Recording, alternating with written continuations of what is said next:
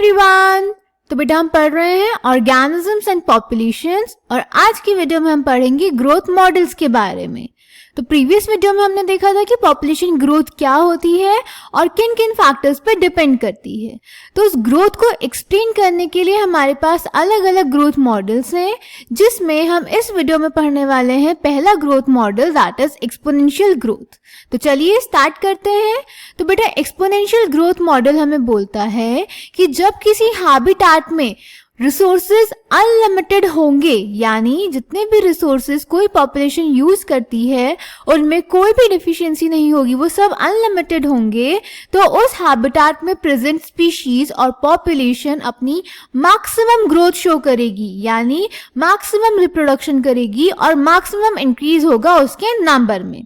ये exponential growth कहता है और इसके लिए उसने कंडीशन रखी है कि रिसोर्सेज अनलिमिटेड होने चाहिए। क्लियर? ओके, अगर हम इसको इक्वेशन से एक्सप्लेन करें, जहां पर हम इनिशियल पॉपुलेशन साइज को रिप्रेजेंट करें कैपिटल एन से। अब किसी पॉपुलेशन में हमने प्रीवियस वीडियो में देखा जो मेन फैक्टर्स इन्फ्लुएंस करते हैं उसकी ग्रोथ को, वो होते हैं बर्थ रेट और डेथ रेट।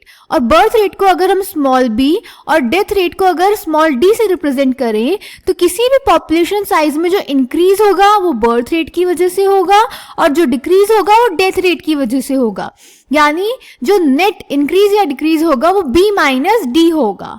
तो अगर हम एक unit time period small t में पॉपुलेशन इंक्रीज और डिक्रीज कैलकुलेट करना चाहते हैं, तो इक्वेशन हो जाएगी dn/dt is equals to b minus d into n, क्योंकि हम पर इंडिविजुअल पर पॉपुलेशन हम कैलकुलेट कर रहे हैं, तो इंटू n।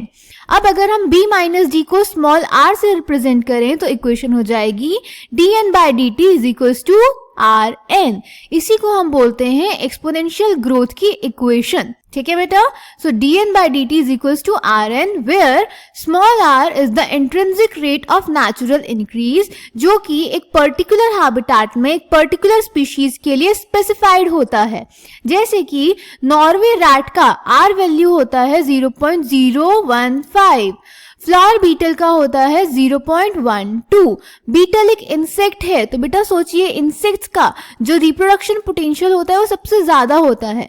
अगर हम अपने चारों तरफ देखें तो बारिश के मौसम में, जब बरसात का मौसम होता है, तो जो हमारे इंसेक्ट्स होते हैं, मच्छर वगैरह, ये बहुत ज्यादा रिप्रोडक्शन करते हैं, बट जब बारिश का सीजन चला जाता है तो इनकी पॉपुलेशन डिक्रीज हो जाती है।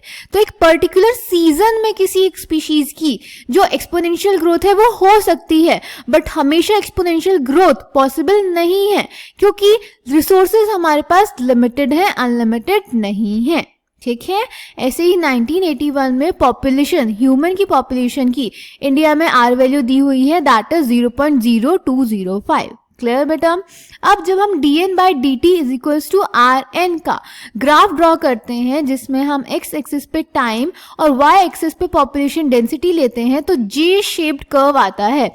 इसीलिए इस ग्रोथ मॉडल को हम J शेप्ड ग्रोथ मॉडल भी बोलते हैं, जिसमें इक्वेशन होती है dn/dt is equals to Rn। Okay, अब इसी की अगर हम इंटीग्रल फॉर्म निकालें, तो आपने फिजिक्स में इंटीग्रेशन पढ़ा होगा, तो इंटीग्रल फॉर्म हो जाएगी इसकी nt is equals to n0 e raise to the power rt, where nt is equals to population density after time small t, n0 is equals to population density at time 0, small r is equals to intrinsic rate of natural increase, and small e is the base of natural logarithm, that is 2.71828।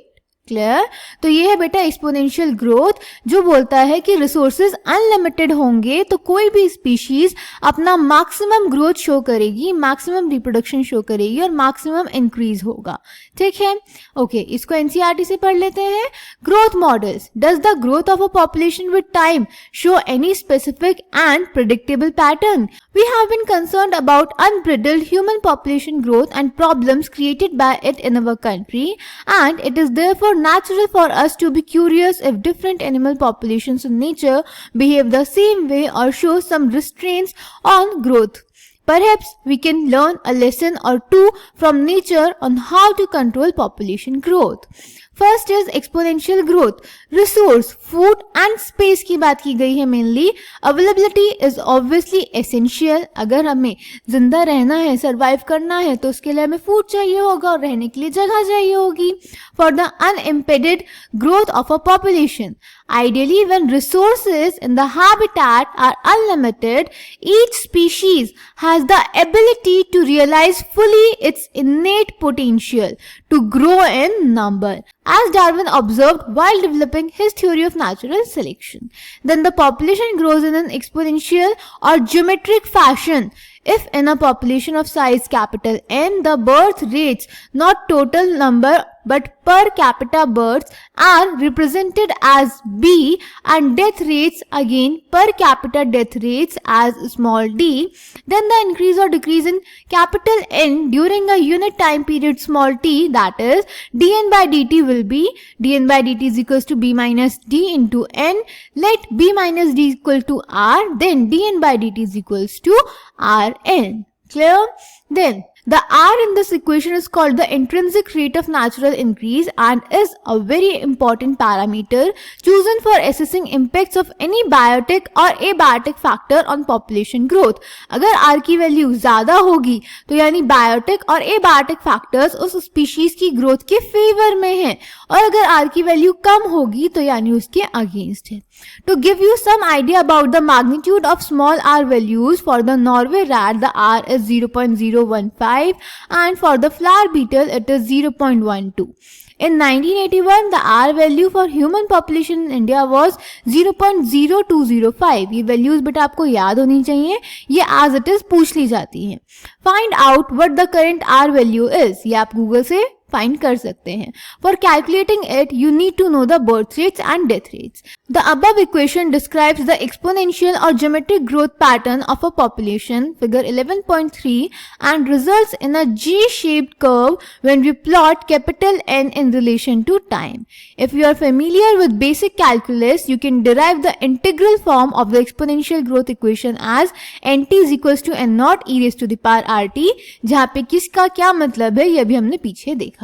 Any species growing exponentially under unlimited resource conditions can reach enormous population densities in a short time, जो कि actually possible नहीं है. ठीक है बेटा. फिर यहाँ पे हमें ये ग्राफ दिया हुआ है. यहाँ पर आपको जो ए वाला ग्राफ है ये है एक्सपोनेंशियल ग्रोथ का, बी ग्राफ लॉजिस्टिक ग्रोथ का है जो हम नेक्स्ट वीडियो में पढ़ेंगे. तो अभी आपको बस ग्राफ ए देखना है जिसकी इक्वेशन है dn by dt is equals to rn. A, when responses are not limiting, the growth plot is exponential or in geometric fashion. याद रहेगा. ओके. इसके बाद बेटा आपको एक स्टोरी दी गई है, उससे पहले एक दो लाइन और है. Darwin showed how even a slow growing animal like elephant could reach enormous numbers in the absence of checks. अगर एलिफेंट की पॉपुलेशन को डिक्रीज करने के लिए कोई फैक्टर रिस्पॉन्सिबल नहीं है तो एक टाइम के बाद उसका नंबर भी बहुत ज्यादा हो जाएगा. The following is an anecdote popularly narrated to demonstrate dramatically how fast a huge population could build up when growing exponentially. तो बेटा यहाँ पर आपको एक छोटी सी स्टोरी दी गई है, एक छोटा सा किस्सा दिया गया है एक्सप्लेन करने के लिए कि अगर फूड और स्पेस अनलिमिटेड हो तो ग्रोथ कितनी ज़्यादा हो सकती है.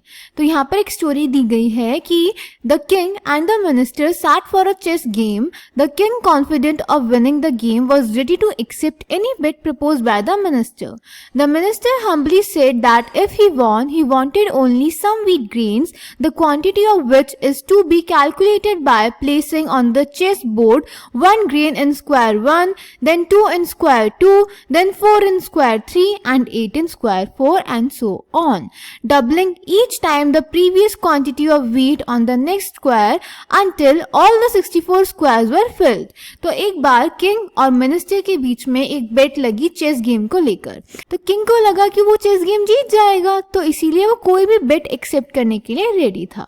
तो मिनिस्टर ने बोला अगर मिनिस्टर जीत जीता तो उसको बस कुछ वीट ग्रेन्स चाहिए, बट वो चेस बोर्ड फिल करने चाहिए एक पैटर्न में। कैसे कि स्क्वायर 1 में एक ग्रेन रखा जाएगा, फिर स्क्वायर 2 में उसके डबल यानी 2 ग्रेन्स रखे जाएंगे, स्क्वायर 3 में उसके डबल यानी 4 ग्रेन्स रखे जाएंगे, फिर स्क्वायर 4 में उसके डबल यानी कि 8 ग्रेन्स रखे जाएंगे, और इसी तरह से डबल डबल करके 64 स्क्वायर्स चेस बोर्ड के फिल किए जाएंगे। अब किंग को लगा कि ये क्या सिली बेट है, तो उन्होंने एक्सेप्ट कर ली, बट अनलकीली किंग हार गया। तो अब किंग को वो बेट फुलफिल करनी थी, तो उन्हें लगा कि कुछ वीट ग्रेन्स ही तो देने हैं तो दे देते हैं। तो वो इस तरह से चेस बोर्ड को फिल करने लग गए। पर उन्हें जब तक चेस बोर्ड आधा फिल हुआ तब तक रियलाइज हो गया कि उनकी किंगडम के अगर सारे वीट ग्रेन्स भी दे दिए जाएंगे तब भी 64 स्क्वायर्स फिल नहीं हो पाएंगे। तो इससे हम समझ सकते हैं कि अगर हम लैब में एक पैरामीशियम का कल्चर कर रहे हैं, अगर वो हर दिन अपनी पॉपुलेशन डबल कर देता है तो 64 डेज में उसकी पॉपुलेशन बहुत ज़्यादा हो जाएगी अगर फूड और स्पेस अनलिमिटेड हो। तो अगर आप लोग चाहें तो इसको कैलकुलेट करके भी देख सकते हैं कि स्क्वायर 1 में अगर ग्रेन 1 है तो हर स्क्वायर में डबल करने पे 64 स्क्वायर्स में कितने ग्रेन आते, और आप लोग देखेंगे कि बहुत बड़ा नंबर आएगा। क्लियर? तो ये होती है एक्सपोनेंशियल ग्रोथ। एक्सपोनेंशियल ग्रोथ में रिसोर्सेज अनलिमिटेड होते हैं, तो कोई भी स्पीशीज अपनी मैक्सिमम ग्रोथ करती है। जे शेप्ड कर्व आता है। अब आप लोग सोचिए, क्या ये वाली ग्रोथ पॉसिबल है? बिल्कुल नहीं बेटा, क्योंकि नेचर में जितने भी रिसोर्सेज हैं सब लिमिटेड हैं। ठीक है, तो आई होप आपको एक्सपोनेंशियल ग्रोथ समझ में आया होगा। नेक्स्ट वीडियो में हम लॉजिस्टिक ग्रोथ पढ़ेंगे। तब तक आप इसको ध्यान से एनसीईआरटी से पढ़िए, और कोई भी डाउट हो तो कमेंट सेक्शन में पूछ सकते हैं। Thank you.